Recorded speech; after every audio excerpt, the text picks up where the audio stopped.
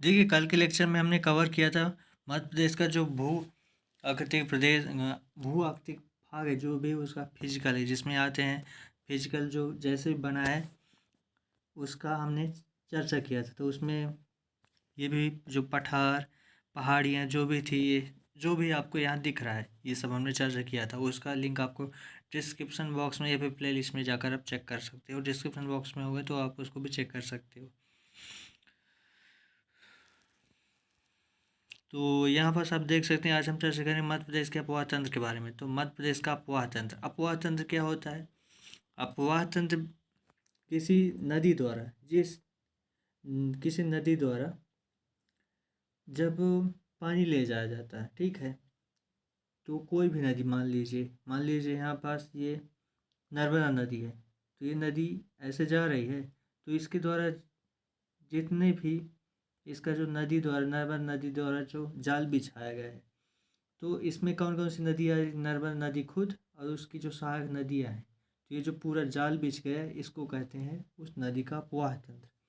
तो इसको हम बोलेंगे नर्मदा नदी का अपवाह तंत्र। जैसे देखो, ये यमुना नदी है, तो इसका अपवाह तंत्र क्या कहलाएगा?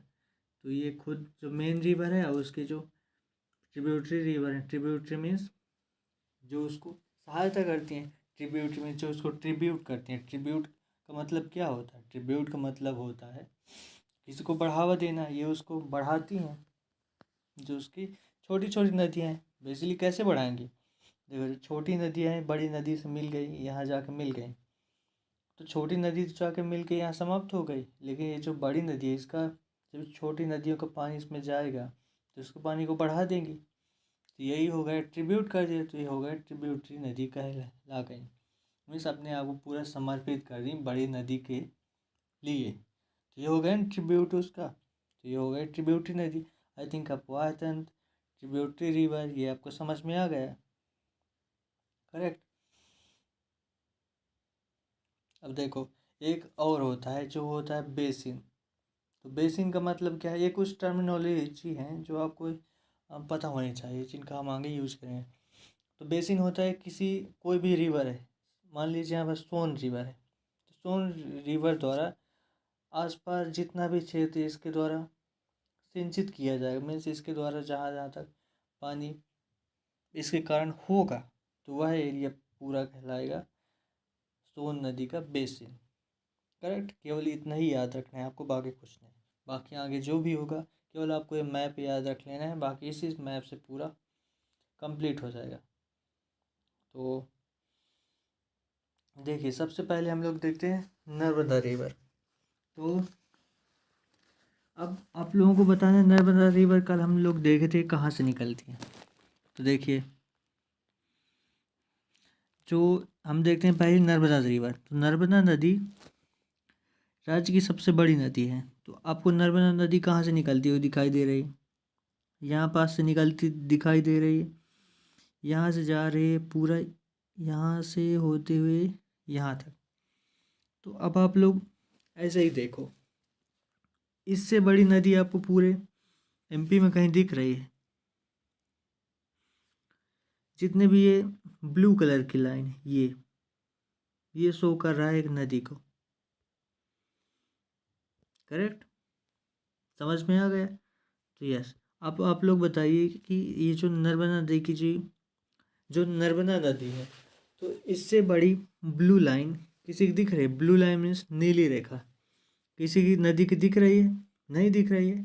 तो हम कह सकते हैं कि नर्मदा नदी सबसे बड़ी नदी है। करेक्ट। इतना क्लियर हुआ? अब लोग देखिए, अब नर्मदा नदी कहाँ से निकल रही है?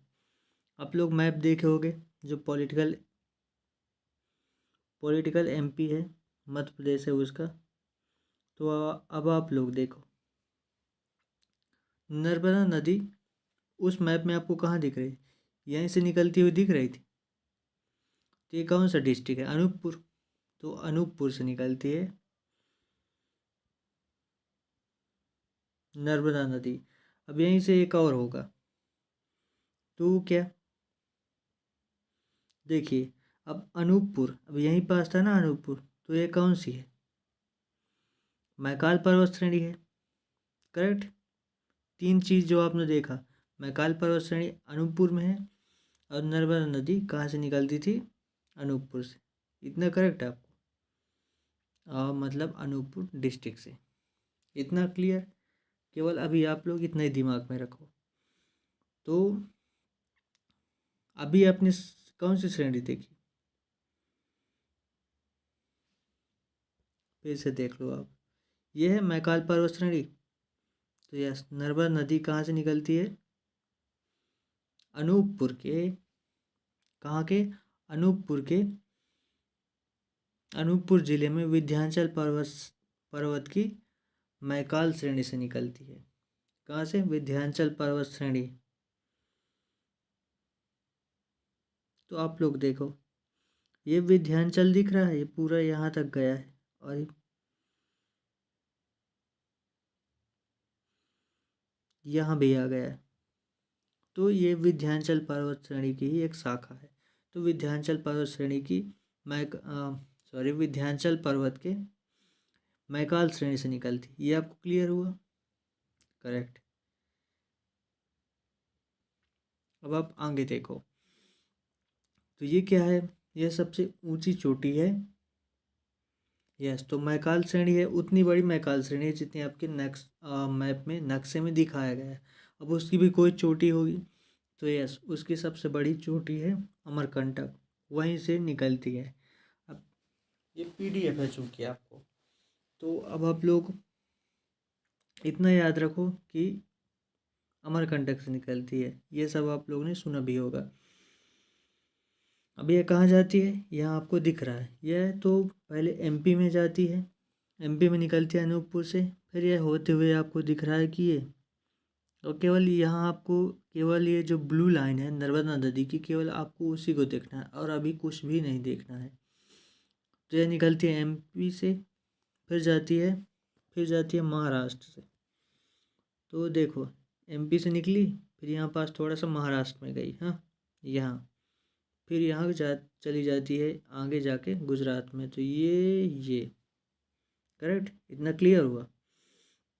और आगे जाके अरेबियन सी में गिर जाती है, जिसको क्या बोलते हैं, खंबात की खाड़ी। तो यहाँ पास आप लोग देखो, ये इंडिया का मैप,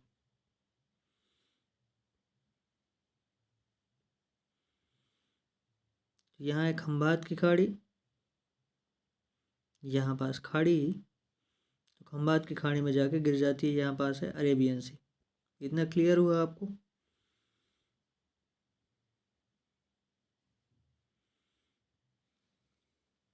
तो बस, तो इसकी लंबाई कितनी है, लंबाई आपको ज़्यादा याद नहीं रखनी है, कहाँ से निकलती है कहाँ गिरती है, बस यही ज़्यादा याद रखना, बाकी कुछ नहीं, लंबाई छोड़ो आप। तो चूँकि यह इतनी बड़ी है, इसलिए इसे मध्य प्रदेश की गंगा कहते हैं। और इसमें गंगा क्यों कहते हैं, पहली बात ये इतनी बड़ी है, मतलब इसका अपवाह तंत्र इतना बड़ा है, और दूसरी बात इसमें कई सारी परियोजनाएं हैं। अब ये परियोजनाएं इसका चैप्टर नहीं है, तो जो भी होगा आगे पढ़ाया जाएगा आपको। तो आई थिंक इतना समझ में आया होगा। तो पहली बात, इसे मध्य प्रदेश की गंगा कहते हैं, ये आपको भी याद रखना है। और दूसरा, इसे मध्य प्रदेश की जीवन रेखा भी बोलते हैं। क्यों, क्योंकि जो गंगा नदी का स्थान है MP, पूरे इंडिया में वही स्थान है नर्मदा नदी का MP में। यदि गंगा नदी खत्म हो जाएगी तो इतना सारा पूरा बंजर हो जाएगा, रहोगे जो UP बिहार है पूरा। इसलिए यदि यह खत्म हो जाएगी तो ये पूरा MP यहाँ तक का पूरा बंजर हो जाएगा, करेक्ट। और बंजर क्यों हो जाएगा, वो अभी इसका चैप्टर नहीं है, क्योंकि उसको कवर करने से वीडियो बहुत बड़ी हो जाएगी, करेक्ट। तो नर्मदा नदी में आपको इतना ही पढ़ना था। अब हम लोग आगे देखते हैं चंबल नदी को। तो चंबल नदी आपको कहाँ दिख रही है इसमें, तो चंबल नदी है ये, यहाँ से निकलती है और ये यहाँ MP का बॉर्डर बनाते हुए यहाँ मिल जाती है जाकर यमुना नदी में, करेक्ट। तो जब ये यमुना नदी का हम लोग देखेंगे अपवाह तंत्र, तो उसमें आप लोगों को ये सब पढ़ाया जाएगा, जितने भी MP की नदियाँ हैं ये सब कवर कराए जाएंगी।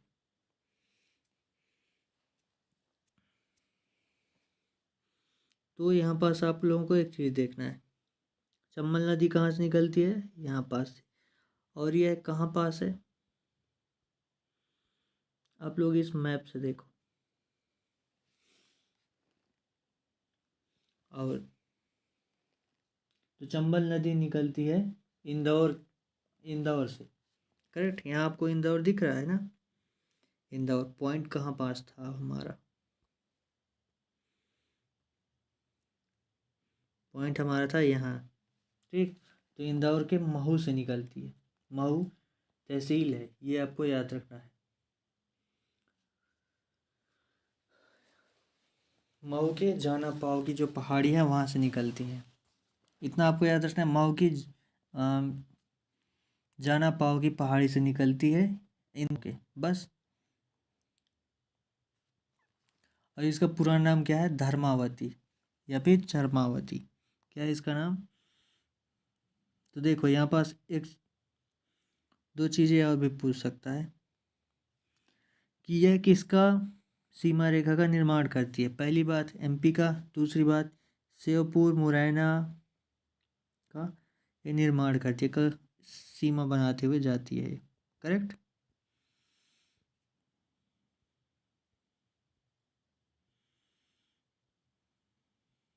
और नेक्स्ट बात, क्या ये किस पठार से निकलती है। तो पहली बात ये मालवा के पठार से निकलती है, आपको मालवा का पठार दिख रहा है। और कौन सी पर्वत श्रेणी से निकलती है, विंध्याचल की।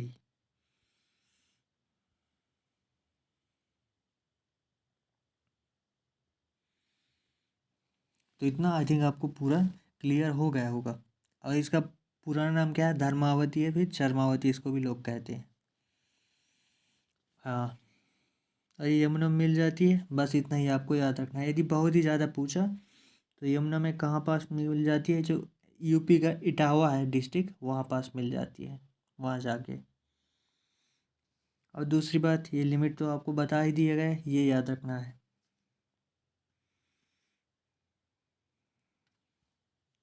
और यहाँ पास आप एक अच्छे से एक बात देखो, आप चंबल यहाँ से निकल गई ना, राजस्थान में पहुँच गई, यहाँ से निकल गई, यहाँ तक गई राजस्थान में, फिर एंट्री लेती है एमपी में, और फिर ये निकल जाती है यूपी में।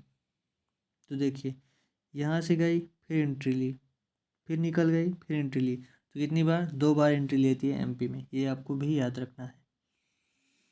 और दूसरी बात है, यमुना की सबसे बड़ी सहायक नदी यदि ओवरऑल इंडिया को देखा जाए तो, करेक्ट। तो वीडियो आपको अच्छा लग रहा हो तो लाइक भी कर देना आप लोग, और दिक्कत कहीं भी हो तो बताना कमेंट करके। और दूसरी बात, हाँ, चंबल कोटा में राजस्थान का, राजस्थान अभी यहाँ इंडिया का मैप नहीं है, आपको बताया था। तो ये याद रखना है कि जब चंबल जाती है यहाँ साइड से, तो यहाँ एक कोटा पड़ता है, कहाँ, यहाँ कोटा पड़ता है। तो कोटा में जो भैंसरोगढ़ के निकट कितने मीटर ऊंचा, 18 मीटर, 18 मीटर ऊंचा चूलिया जलप्रपात बनाती है। क्या, चूलिया जलप्रपात, चूलिया जलप्रपात बनाती है, कितना, 18 मीटर ऊंचा। जलप्रपात मीन्स झरना, वाटरफॉल, करेक्ट। इतना आई थिंक आपको क्लियर हो गया होगा। और इस पर आप देखो, यहीं से यदि आपको याद रखना हो तो आप लोग यहीं इन पे जो भी परियोजना बनाएंगे उसको याद रखो। अब चंबल नदी पे कौन सी परियोजना है, गांधी सागर परियोजना, यहाँ पास है ना, ये आपको दिख रहा है, यहाँ पास ब्लॉक लगाया गया है। तो ब्लॉक मतलब बांध बनाया गया है यहाँ। तो गांधी सागर परियोजना इसी में है। दूसरी, इसके बाद थोड़ा सा आगे यहाँ राणा प्रताप परियोजना आगे ये है, और फिर इसके बाद जवाहर सागर परियोजना ये आगे। इतना आपको क्लियर हो गया।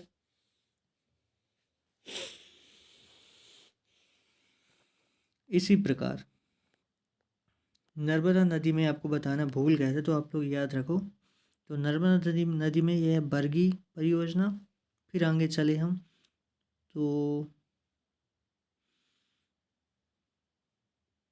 यहाँ इंदिरा सागर परियोजना, फिर उसके थोड़ा सा आगे ये है ओमकारेश्वर परियोजना, फिर उसके थोड़ा सा आगे महेश्वर परियोजना।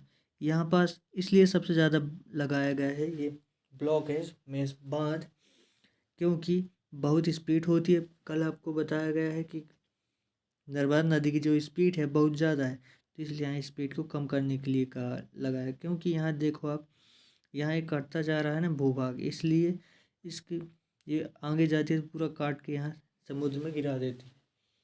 तो इसको जो कटान है इसको कम करने के लिए ये सब किया जा रहा है। अब यहाँ पास है आगे, थोड़ा सा आगे जाओ तो मान परियोजना, फिर आगे है जुबाट परियोजना। तो आपको मेनली यहाँ तक की जितनी परियोजना है इनको याद रखना है, बाकी पूरा छोड़ देना है। इतना आई थिंक आपको क्लियर हो गया होगा। अब हम चलते हैं अगली नदी की ओर।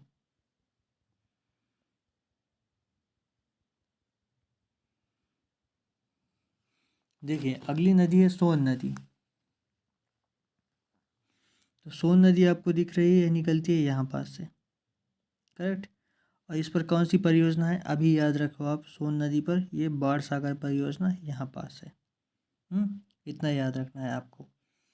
अब कौन से डिस्ट्रिक्ट से निकलती है हम देखेंगे। तो सोन नदी का उद्गम कहाँ से हुआ है, जस्ट एकदम इसी के बगल से है। तो यहाँ पास वही है अनूपपुर, और इधर से निकल जाती है नर्मदा नदी, और इधर से निकल जाती है सोन नदी।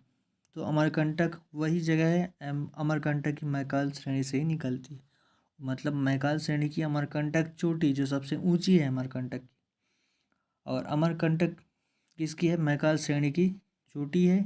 और मैकाल श्रेणी क्या है, विंध्याचल की श्रेणी है, विंध्याचल पर्वत की। विंध्याचल पर्वत कैसा है, बुढ़ा हो चुका है, मतलब जो पहाड़ जैसे रहता है, यह ऊपर से थोड़ा, यह बहुत ज़्यादा कट गया, मीन्स बोला जाए तो समतल ज़्यादातर हो गया, ज़्यादातर हो गया है।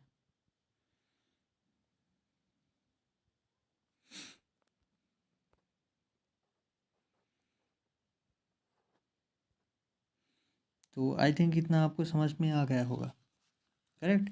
तो बीच में क्या है, बीच में ऊंचाई है, तो एक लुढ़क कर इधर चली गई और एक लुढ़क कर इधर चली गई। इतना आपको समझ में आ गया। जैसे आप बीच में यहाँ ऊंचा कर दो, ठीक है, बीच में ऊंचा कर दो, अब कुछ मिट्टी सुखवा के रख दो, अब यहाँ पास पानी डालोगे, बीच में यदि ऊंचा रहेगा तो यहाँ पास आप पानी ऊपर से डालोगे, तो बीच में यहाँ पास ऊंचाई रहेगी, तो यहाँ चले जाएगा, इधर पानी जो पड़ेगा इधर चला जाएगा। तो वैसे ही नर्मदा नदी है, बीच ये चोटी है, और यहाँ से जो निकली है इधर चली गई नर्मदा नदी, और इस उधर जो निकली वो चली गई सोन नदी। इतना क्लियर हो गया आपको।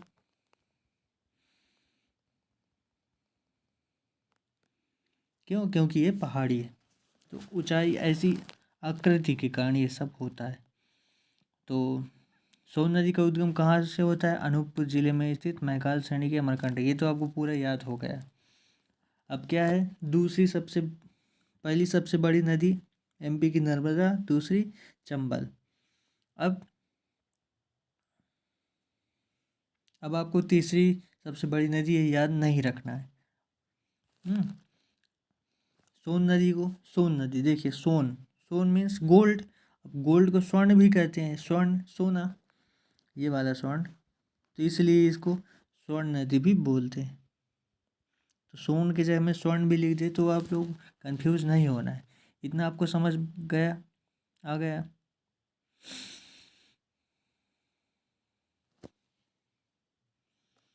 अब देखिए यह यहाँ से निकली और यहाँ से चली गई, तो यहाँ पास है बाढ़ सागर परियोजना, इस पर बनाई गई है, क्योंकि स्पीड से जाती है। इतना इस नर्मदा बराबर स्पीड नहीं, बहुत कम स्पीड से, और यह यहाँ से निकल जाती है और कहाँ चली जाती है, बिहार में चली जाती है। और बिहार में कहाँ किससे मिलती है, यह बिहार में रामनगर है, तो रामनगर के पास गंगा नदी में मिल जाती है। इतना याद रखना है। चूँकि एमपी का टॉपिक इसलिए हम बिहार को नहीं दिखाते, केवल आपको याद रखना है बिहार का एक रामनगर नाम की जगह है, वहाँ जाकर मिल जाती, बस इतना ही।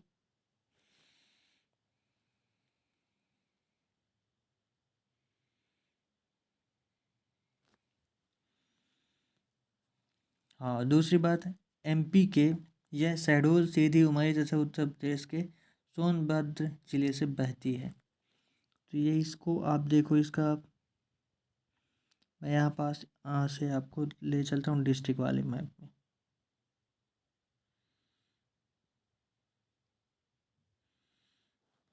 देखिए, इसको आप देखिए और आप इसे देखो, मैं आपको क्लियरली से, यहाँ पास एक कोना है, यहाँ से निकली यहाँ चली गई, करेक्ट, दूसरे कोने साइड। तो हम इसी कोने को अब देखेंगे एमपी में।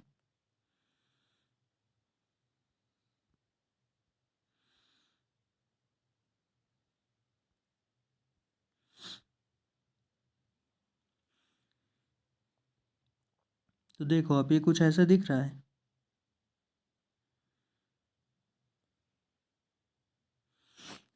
कुछ ऐसा ही टाइप का दिख रहा है। तो देखो आप इसमें क्या दिख रहा है,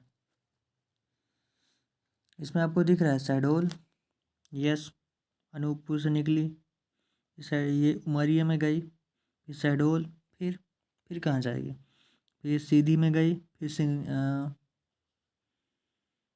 एक मिनट, सिंगरौली भी तो आना चाहिए।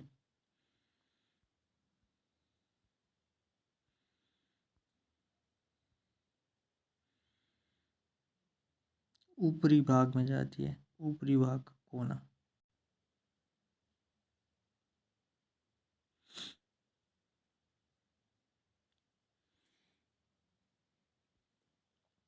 यस, तो ये सिंगरौली को भी क्रॉस करती है, क्योंकि सिंगरौली अभी अभी बना है, इसलिए ये अपडेट करके आपको बता रहा हूँ।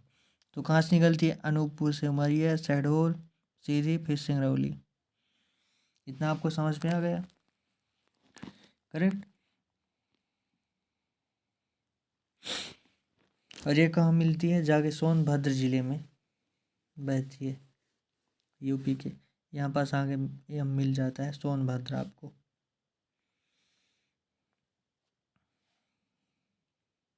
आई थिंक इतना आपको समझ में आ गया होगा।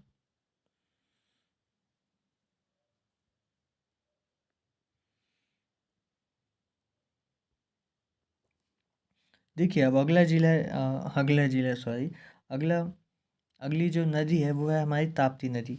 तो ताप्ती नदी आपको यहाँ दिख रही है, ये है ताप्ती नदी। ताप्ती नदी निकलती है यहाँ से और होती हुई ये चली जाती है इधर। इधर क्या है आप लोगों को कमेंट बॉक्स में बताना है।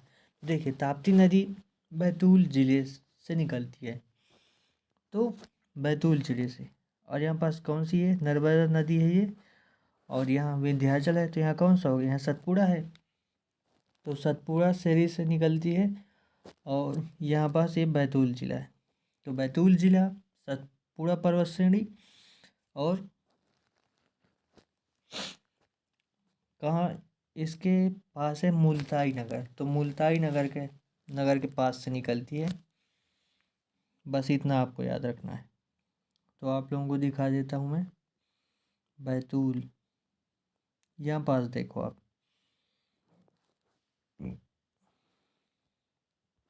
यहाँ आपको दिख रहा है सतपुड़ा पर्वत श्रेणी। इतना समझ में आ गया। अब हम चलते हैं बैतूल को देखने। तो देखो आप ये बैतूल है, तो कहाँ से निकलती है, ऐसे ही कुछ निकलती है ना। तो यस, ये आपको बैतूल भी दिख गया है, सतपुड़ा पर्वत श्रेणी भी दिख गई, अब ताप्ती नदी भी आपको दिख रही है। तो ताप्ती नदी कहाँ से निकलती है इतना आपको क्लियर हो गया। अब यह नदी नर्मदा नदी के जैसे बहती है, जैसे यह यहाँ से बहती हुई आई, तो इसी के पैरेलल यह भी यहाँ बह रही है, आपको दिख रहा है पूरा क्लियर इसका पाथ। तो नर्मदा नदी की भांति कहाँ से, ये पूर्व है, ये पश्चिम है, तो पूर्व से पश्चिम की ओर बहती है। इतना आपको समझ में आ गया।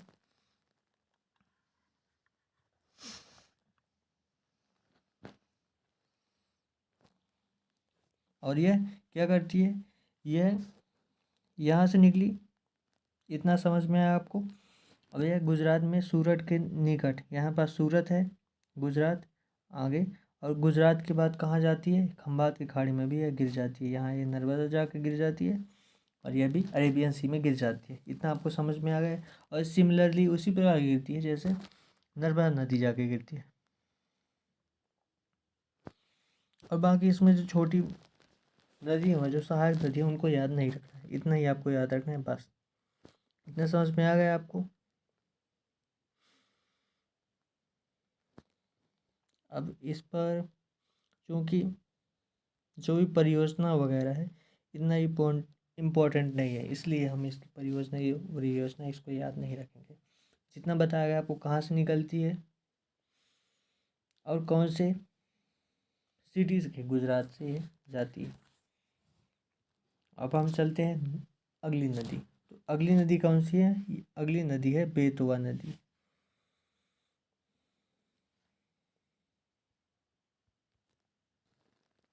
तो देखिए बेतवा नदी को क्या कहा जाता है। बेतवा नदी को जो प्राचीन भाषा है, जो भी हमारे हिस्ट्री है, तो प्राचीन हिस्ट्री में इसे वेत्रावती कहा गया है। तो कहीं भी नाम आएगा, ये आगे हम हिस्ट्री कवर करेंगे तो उसमें वेत्रावती आएगा, तो वहाँ पास आप रिलेट करोगे किसको, बेतवा को। इतना समझ में आ गया। इसका प्राचीन नाम भी पूछ सकता है इसका। देखो अब आपको दिख रहा है बेतवा नदी, तो बेतवा नदी कहाँ से, यहाँ से निकलती दिख रही है आपको, यहाँ से। और यहाँ क्या है, यहाँ पास वही विंध्याचल है, तो इसका उद्गम कहाँ से होगा, विंध्याचल श्रेणी से ही होगा। और यहाँ पास कौन सा डिस्ट्रिक्ट है, आप लोग याद रखो, ये हम 20 MP को डिवाइड कर लीजिए और ये अभी यहीं पास जो पॉइंट है इसको आपको मिलाना है।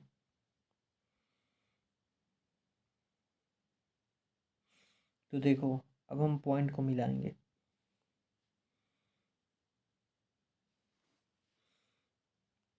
20 से कुछ ऐसे डिवाइड किए थे और 20 से कुछ ऐसे डिवाइड किए थे। तो ये कहाँ से कहाँ मिल रहा है, रायसेन में। तो ये रायसेन डिस्ट्रिक्ट से निकलती है। और यहाँ पास आपको बता दूँ, ऐसे ही लॉन्गिट्यूड जो लैंगिट्यूड जिसको ना पता हो तो आप लोग जाके देख सकते हो, जो हमारी प्ले लिस्ट है उसमें। तो ये कहलाता है लैटिट्यूड, कहलाता है लॉन्गिट्यूड। इससे हम इस प्रकार किसी भी चीज़ की लोकेशन हम पृथ्वी में वर्ल्ड वाइड जो होती है उसको हम निकाल कर बता सकते हैं। तो इतना आपको समझ में आ गया होगा आई थिंक,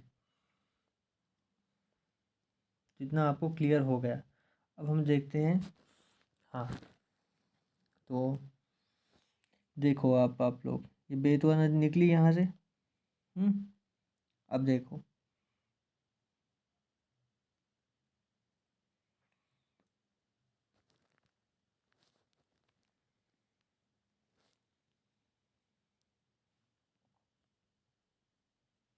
और सॉरी आपको डिस्टर्ब हो गए, ये है बेतवा नदी, ये है बेतवा नदी, आपको याद रखना है। बाकी लोकेशन अभी तक जो भी बताया पूरा सही है, बस मुझे बेतवा देखने में थोड़ी दिक्कत आ रही थी, तो कॉमन सी प्रॉब्लम थी। तो तो ये क्या करे, आपको देखो यहाँ पास ये यूपी की सीमा बना रही, तो यूपी थोड़ा सा इधर घुसा हुआ है। तो ये क्या करती है, आगे निकलती है और यहाँ यूपी की सीमा बनाती है। यूपी एमपी की सीमा बनाते हुए आगे निकलती है। तो इतना आई थिंक आपको समझ में आ गया। और ये कहाँ कहाँ से निकलती है अब आप लोग देखो, यहाँ से निकलती हुए जाती है, तो इसमें कौन सा है, राजगढ़ परियोजना पर यहाँ पास रोक के बनाया गया क्योंकि यहाँ स्पीड ज़्यादा है। वैसे ही आप लोग देखो यहाँ टेढ़ी मेढ़ी चलती है और यहाँ स्पीड ज़्यादा है तो सीधे एकदम भागती है। या आपको समझ में आ गया, जैसे पानी यदि जैसे समतल है, ठीक, समतल है, यहाँ यहाँ कोई खेत है मान लीजिए, थोड़ा बहुत ज़्यादा ऊंचा नीचा है, तो यहाँ पानी डालोगे धीरे धीरे चला जाएगा। लेकिन जहाँ पास एक वो होती है चढ़ाइया उतराइया, इतना आपको गांव की लैंग्वेज में समझ में आएगा। तो चढ़ाइया का होती है, यहाँ पास ऊंचा है यहाँ पास नीचा है, तो यहाँ से जब ऊपर जाओगे तो ये चढ़ाइया कहलाई, और यहाँ पास से ऊपर से नीचे उतरी उतराइया कहलाई। तो यहाँ पास ऊंचाई मेन चीज़ ये हो गई ना। तो वैसे ही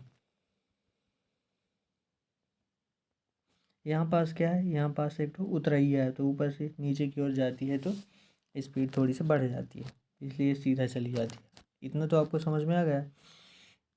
अब यह यहाँ से जब जाती है तो यह बीना, केन, धसान, सिंध, देनवा, कालीभीत, मालनिया, इसकी आदि सहायक नदियाँ हैं जिनकी हेल्प लेते हुए आगे बढ़ जाती है। हालांकि जो नदी मैं आपको बताया ना, बीना, केन, धसान, सिंध, देनवा, कालीभीत, मालनी, इनको याद नहीं रखना है, केवल ऐसे ही अंदर था तो निकल गया था। तो आपको यूपी की सीमा तक जो मैं बताया इतना ही आपको याद रखना है। अब हम लोग देखते हैं अगली नदी। तो आपको वीडियो में कहीं भी कोई भी कॉन्सेप्ट में दिक्कत हो तो आप लोग मुझे बता सकते हो, भेजिए। अब हम लोग देखते हैं नई नदी। अब हम लोग देखते हैं नई नदी। तो नई नदी क्या है? काली सिंध। तो काली सिंध आपको दिखती हुई यहाँ पास दिख रही है। तो काली सिंध देखो आप, यहाँ से निकल रही है थोड़ा सा ऊपर, यहाँ पास से जो नर्मदा नदी है उसका जो अपवाह चंद है। इसलिए मुझे थोड़ा सा जुकाम, इसी का बोलने में दिक्कत हो रही है, तो आप लोग समझ सकते हो। तो ये काली सिंध। तो अब आप लोग को इसकी लोकेशन देखो आप, सीधे ऊपर, सीधे नीचे, और ये ऐसे। अब आप लोगों को इसे मैच करना है, ऊपर ये किस डिस्ट्रिक्ट से मिलता है।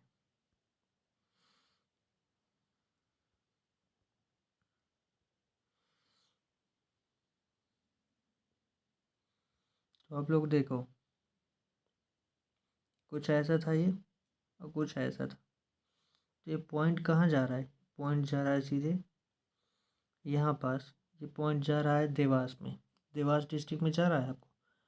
तो ये कहाँ से निकलती है? देवास से निकलती है।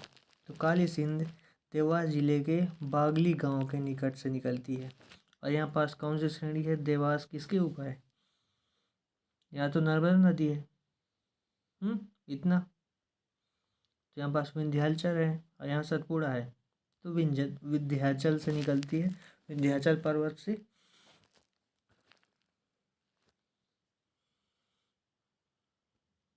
अब हम चलते हैं नदी की ओर।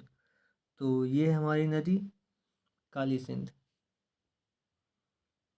अब आप देखो, काली सिंध जब आगे बढ़ती है तो सीध है। तो यहाँ पास सीध है, तो यहाँ पास थोड़ा सा टेढ़ा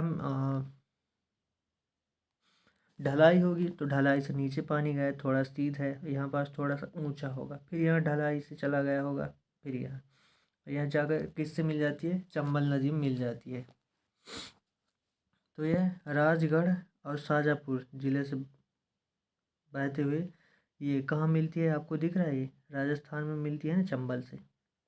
देखो आप लोग क्लियरली, ये यहाँ पास राजस्थान का भाग है, यहीं चंबल से जाके मिल जाती है। इतना आपको समझ में आ गया? अब देखो, देवास से निकली तो देवास डिस्ट्रिक्ट जो है इसके बगल में है, और सोनकच्छ जो इसका दूसरा निकटवर्ती जिला है। तो सिंपली आपको यही याद रखना है, देवास जिले से निकलती है, चंबल नदी में राजस्थान में जाकर मिल जाती है, और कौन सी पर्वत श्रेणी से निकलती है? विंध्याचल से। इतना आपको समझ में आ गया? और शाजापुर जिले से बहती हुई जाती है। इतना आपको याद रखना है, बाकी कुछ नहीं। कोई दिक्कत हो तो आप लोग शाजापुर आगे देख सकते हो। ये शाजापुर आपको दिख रहा है,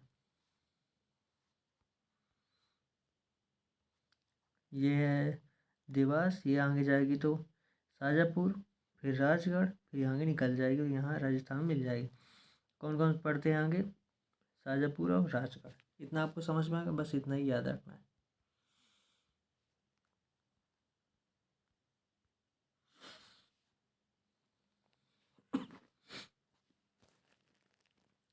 तो अब हम देखते हैं अगली नदी। देखो, अब हम अगली नदी देखते हैं तवा नदी। तो तवा नदी आपको कहाँ से दिख रही है? कहाँ से निकलती हुई दिख रही है आपको तवा नदी?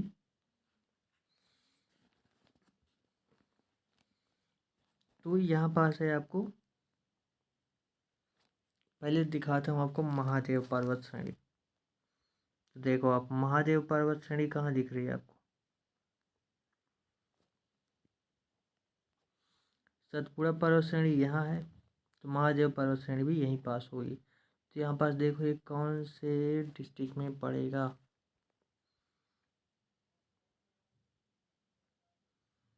तो तवा नदी, इतना आपको दिखा। अब ये आगे जो मैंने सतपुड़ा आपको दिखाया था, ये आप लोग इसमें देखो मैप में, तो कहाँ दिख रहा है ये आपको? होशंगाबाद में दिख रहा है। तो होशंगाबाद के कहाँ से? पचमढ़ी। पचमढ़ी कहाँ है? महादेव पर्वत श्रेणी में है, तो वहीं से निकलती है ये तवा नदी वहीं से निकली। करेक्ट, इतना आपको याद रखना है कि यार इसका उद्गम पचमढ़ी जो पचमढ़ी जो होशंगाबाद में है, जो होशंगाबाद डिस्ट्रिक्ट में है, वहाँ के महादेव पर्वत जो पर्वत श्रेणी है वहीं से निकलती है। तो महादेव जो पर्वत है वहाँ की कालीभीत की पहाड़ियों से भी निकलती है। तो वैसे ही जैसे आपका डिस्ट्रिक्ट होगा, फिर तहसील होगी, फिर गांव होगा, या फिर शहर होगा, जो भी होगा, तो उसी प्रकार डिस्ट्रिक्ट होशंगाबाद, फिर कौन सा पहाड़ है? महादेव पर्वत है। हाँ, सतपुड़ा का महादेव, इतना आपको याद। एक मिनट, सतपुड़ा है, फिर क्या है मैं आपको दिखा देता हूँ। सतपुड़ा है ना, तो सतपुड़ा के महादेव। अब महादेव में भी जो स्पेसिफिक लोकेशन है वो पहुंच गया, मतलब बोला जाए तहसील से आपके गांव पहुंचा। तो गांव कहाँ है? तो वो हो गया आपका कालीभीत की पहाड़ियाँ। आई थिंक इतना समझ में आ गया होगा।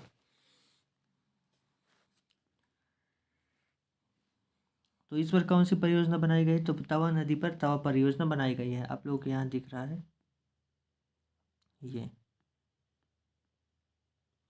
ये तवा परियोजना है। इतना समझ में आ गया। अब देखो, यहाँ से निकली और यह जाकर आगे जाकर नर्मदा नदी में मिल जाती है। बस इसकी जर्नी इतनी है।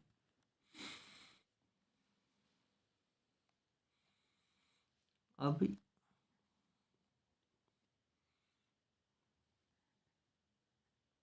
देखो, इतना समझ में आ गया। तवा नदी पर तवा बांध है जिस पर ये परियोजना है। अब देखिए, सबसे लंबा बांध जो एमपी का है वह तवा नदी पर बनाया गया। किस पर? तवा नदी पर, यहीं पास बनाया गया है इसको। किसके? तवा परियोजना के अंतर्गत। इतना समझ में आ गया यहाँ पास। और दूसरी बात, सबसे बड़ा जो सड़क पुल है एमपी का, वह बनाया गया है इसी नदी के ऊपर। और कहाँ पास बनाया गया है ये आप लोग कमेंट करोगे तभी बताया जाएगा, क्योंकि आप लोग इतनी प्रेम से बनाया जाता है वीडियो, इतनी मेहनत करके बनाया जाता है, फिर भी आप लोग देखो, इतनी सर्दी है फिर भी मैं वीडियो बना रहा हूँ, लेकिन आप लोग कुछ भी नहीं करते हो। तो देखो, अगली नदी है। अब हम लोग देखते हैं अगली नदी। तो देखो आप लोग, हम देखते हैं आगे केन नदी। तो केन नदी कहाँ से निकलती हुई दिख रही है आपको? तो केन नदी यहाँ से सुनार नदी है, यहाँ से बेदवर नदी है। तो केन नदी यहाँ से निकलती है। करेक्ट, तो केन नदी यहाँ से निकलेगी। और ये कहाँ का भाग है? यहाँ पास आपको दिख रहा है। तो रीवा पन्ना के पठार के अंतर्गत आता है। कौन सी? भांडेर पर्वत श्रेणी आपको दिख रही है। ये रीवा पन्ना के पठार, ये भांडेर पर्वत श्रेणी।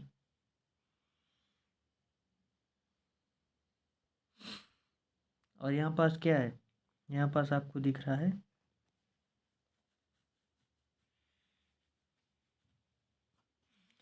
तो वही जो भांडेर पर्वत श्रेणी है वहीं से निकलती है। और यह निकलती हुई कहाँ जाती है? कटनी, फिर बांदा जिला। कटनी से होते हुए बांदा जिला में जाके घुस जाती है। इतना आपको समझ में आ गया होगा। अब वहीं चलते हैं हम नदी वाले भाग में। तो यहाँ आपको केन नदी आपको दिख गई। तो केन नदी कटनी से होती हुई चली जाती है। इतना आपको समझ में आ गया। अब केन नदी का जो पुराना नाम है, जो हिस्ट्री में है, उसको बोलते हैं सुक्तिमती या फिर दीर्णामती। इस नाम से जाना जा सकता है, जाना जाता था, मतलब आपको ये याद रखना है। ये भी पूछ सकता है। और कटनी ज़िला आपको यह पूछ सकता है, इतना याद रख सकते हो। और बांदा जिले में जाके समाप्त हो जाती है। यह जाकर किसे? यहाँ पास बांदा जिला है, यहाँ पास ही यमुना नदी में जाके मिल जाती है। इतना आपको आई थिंक समझ में आ गया होगा। केन नदी आपको समझ में आ गई। अब हम चलते हैं आगे अगली नदी। तो अगली नदी कौन सी है हमारी? वेनगंगा नदी। तो वेनगंगा नदी आपको कहाँ पास दिख रही है? तो वेनगंगा नदी आपको दिख रही है यहाँ से। तो वेनगंगा यहाँ से चलती है और यहाँ जाके अटैच हो जाती है। तो इतना आई थिंक समझ में आ गया होगा। तो वेनगंगा नदी कहाँ से निकलती है? ये सिवनी जिले से निकलती है। अब आपको कैसे पता सिवनी जिला? देखो ये और ये। अब हम चलते हैं ऊपर।